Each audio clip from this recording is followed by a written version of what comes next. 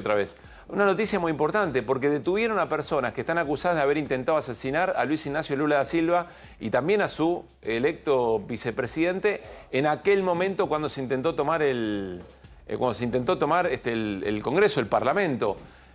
Y me parece que está muy vinculado con lo que estábamos conversando recién. Darío, que sé que estabas escuchando. Además, si querés, contanos un poco la noticia. Por cierto, Pablo, es de tal magnitud la noticia que en estos momentos, desde hace algunas horas, desplazó por completo a la cumbre del G20, a la cumbre que finalizó en Río de Janeiro. Se trata de un intento de asesinato de Luis Ignacio Lula da Silva, que incluso fue mencionado al pasar en un despacho anterior nuestro cuando se decía que había rumores sobre el mismo, y hoy fue confirmado, tanto que hay 5 presos a esta hora, de ellos 4 miembros del ejército y entre ellos un general. ¿Qué ocurrió? Luego de la derrota en octubre de 2022, Jair Bolsonaro, y así es lo que surge, y esto es lo que surge de los indicios y pruebas, habría sido el responsable de organizar un plan para no solamente impedir que Lula asumiera el poder el 1 de enero de 2023, sino para asesinarlo.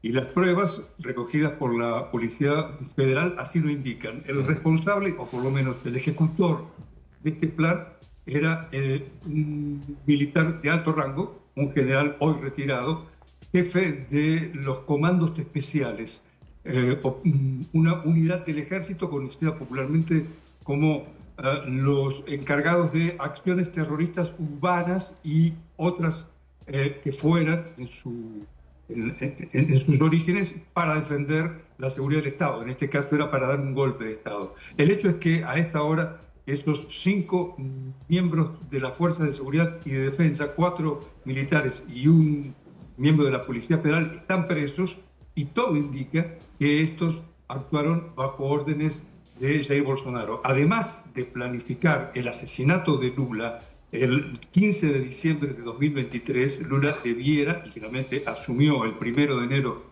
corrijo, el 15 de diciembre de 2022, Lula finalmente asumió el 1 de enero de 2023, también estaban en la mira, y para ser asesinados, el entonces vicepresidente electo y el ministro del Supremo Tribunal Federal, el juez del Supremo Tribunal Federal, está a cargo de todas estas investigaciones. Por tanto, estamos frente a un hecho que confirma aquello de lo que se sospechaba durante mucho tiempo. Bolsonaro, luego de su derrota que nunca reconoció, al día de hoy, 19 de noviembre de 2024, nunca reconoció formalmente que Lula fue electo. Lo que organizó fue un extraordinario complot que, por lo demás, Pablo, iba a tener, en caso de haberse concretado, las características de un golpe de Estado clásico, un golpe de Estado del mismo estilo o similar a los que ocurrieron en los años 70, con sangre, con muertos y en este caso con un eventual magnicidio. Martín. Darío, ¿cómo estás? Como se diría en portugués, no era una piada entonces, ¿no? No era una broma, esto era en serio. Porque además vos anticipaste, en tu última intervención en este programa, y nos dejaste impactados, vos anticipaste sobre el final de la conversación que efectivamente el plan era no solo tomar el plan alto, no solo crear disturbios, sino efectivamente matar a Lula. Por cierto, eso en nuestra anterior conversación, creo que fue incluso en el momento que hablamos contigo o con Irina, surgió porque era un rumor que había cobrado mucha fuerza aquí en Brasilia, pero por entonces era una especulación a la cual no se le podía dar la identidad de una noticia, y finalmente lo fue. Y agregamos que además de estar envueltos en este intento de magnicidio, los 5 a esta hora presos, también las sospechas, y más que sospechas, las evidencias, alcanzan al edecán de Jair Bolsonaro, a un teniente coronel del ejército, Mauro Cid, que era literalmente, Martín, quien llevaba el maletín de Bolsonaro a donde quiera que fuera. El hombre que no se despegó de Bolsonaro del 1 de enero de 2019 al 30 de diciembre de 2022. Un detalle. Bolsonaro escogió huir del país el 30 de diciembre de 2022, no estar hasta el 1 de enero de 2023 cuando asumió Lula, por lo que todo indica ahora, las evidencias nos permiten así referirnos, era un golpe de Estado en el cual él no quería estar, durante el cual Claro. él no quería estar en Brasil y esperaba, esta es la hipótesis, retornar al país luego de que se consumara. Bien, insistimos, ya cambiamos de tema, le preguntamos a Darío por el G20, el resultado del G20, pero hoy la noticia impactante en Brasil tiene que ver con la detención de 5 personas que están acusadas de intentar, en ese intento de golpe de Estado, intentar asesinar a Luis Ignacio Lula da Silva, también a su electo vicepresidente. Es decir, que al final las cosas no son tan en broma cuando se habla de discursos de odio y cuando todo eso se vino cultivando durante mucho tiempo como parte de la acumulación política de Jair Bolsonaro. Es cierto, allí hay un vínculo con un sector de los militares, con un sector de las fuerzas de seguridad, pero bueno, esas cosas ocurren y aquí al lado, muy cerquita en nuestro país hermano. Darío, te quiero... Solo sí, claro. un pie de página y reforzando lo que estás diciendo, Pablo, y aquello que mencionaba Martín, es una piada, es una broma. Es algo característico de Bolsonaro el de que cuando suceden estas cosas, luego las atenúa precisamente disimulándolas o disolviéndolas en un chiste que, por lo que vemos, es de muy mal gusto.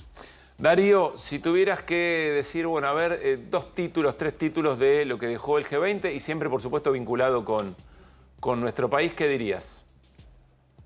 Primero, a riesgo de ser impreciso, fue el G20 que confirmó la gélida relación entre el presidente Luis Ignacio Lula da Silva, anfitrión del evento, y el presidente argentino Javier Milei. Pablo, todos habrán visto, muchos habrán visto, la foto en la que Lula y Milei extendieron tanto sus brazos como era posible. Como pudieron. No fui capaz de medirlo, pero capaz, posiblemente hayan estado a 1,5 metros de distancia. Era lo que les permitía sus brazos, su magnitud física. Y la otra medición, esta sí fue hecha por varios colegas, de entre 15 y 22 segundos de absoluto silencio.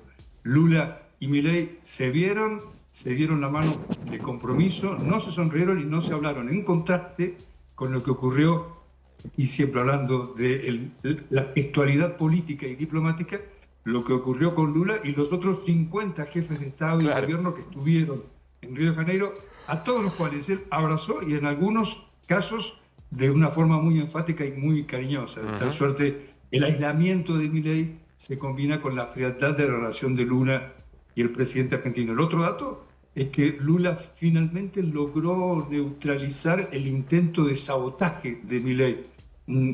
Así lo caracterizaban, esa era la línea de lectura, digamos, de lo que Milei iba a hacer, sabotear el acuerdo. No sé si la palabra usada fue sabotaje, pero sí que la iniciativa con la que Milei desembarcó en Río de Janeiro en la noche del domingo, la de no firmar el documento final del Grupo de los 20, hubiera sido un fracaso para el anfitrión, como es de práctica en este tipo de grandes eventos.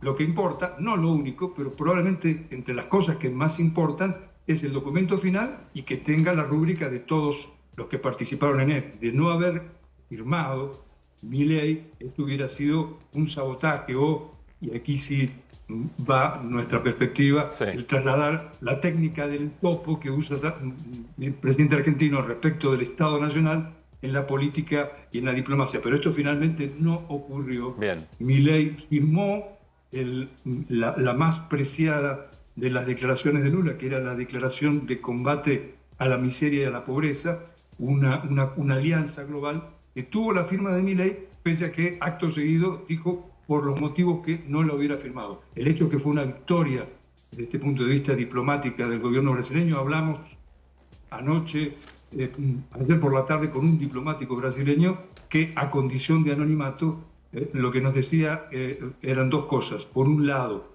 Milei tuvo la astucia de percibir que si no hubiera firmado ese acuerdo global contra la miseria y la pobreza, posiblemente hubiera sido un golpe duro para Lula, pero hubiera sido un aislamiento muy grave para la Argentina y la política exterior argentina. Darío, y la última observación es tal vez en perspectiva. Esta fue la última cumbre del G20 antes de la llegada de Donald Trump, y la del año que viene, que se realizará en Sudáfrica, posiblemente tendrá otra tónica muy distinta. Fer Cerolini tiene pregunta. Sí, ¿qué tal? Buenas noches, ¿cómo estás? Un gusto saludarte. Hubo una foto que se hizo hoy a la mañana que reemplazó la foto de la que sí participó Milei, y era, entre otras cosas, porque en la foto no estaba Biden y tampoco estaba Giorgia Meloni, entonces decidieron sacar la foto de nuevo. Yo no sé si Milei ya se había ido de Brasil o qué, pero en la foto no quedó. Sí. Es decir, Ni Biden ni... No, pero Biden sí apareció. Biden después aparece. Milei Aparece estaba, sí. el único que no aparece es Milei. Es Milei. Que lo lograron sacar de la foto. Pero la pregunta es, ¿qué O diferencia? logró Milei no estar, no sé. No, Milei eligió no estar porque Claro. estaba en Brasil, Fer. Sí, no Está en sé Brasil. si queda también, porque si se, bueno, digo, si terminás firmando, por lo menos salía al lado de Biden, algunos, allí están los más poderosos de la Tierra, ¿no? Digo, el primer encuentro que están, o sea, en Bueno, la pero foto. por ahí su marca o su manera de Bueno, hacer por eso, mi pregunta es, ¿cómo diferencia el mundo, por ejemplo, en el G20 en Brasil? ¿Qué diferencia hace Lula, qué diferencia hace el mundo entre Giorgia Meloni y Milei? Que a Giorgia Meloni se la integra de alguna manera y a Milei no, ¿se hace una diferenciación entre esos dos perfiles?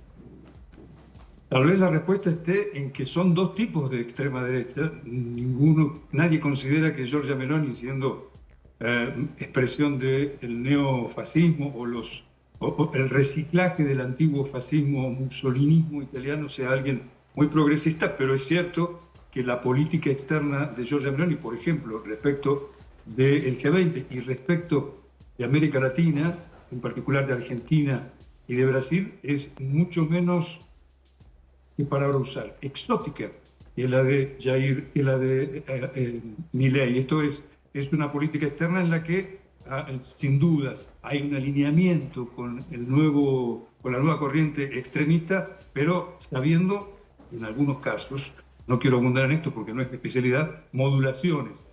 A Milei, y esto sí nos fue dicho en alguna ocasión aquí en Brasilia, de donde hablo, en el Palacio del Planalto, por un funcionario cercano a Lula, que, como es el caso, también habló a condición de anonimato.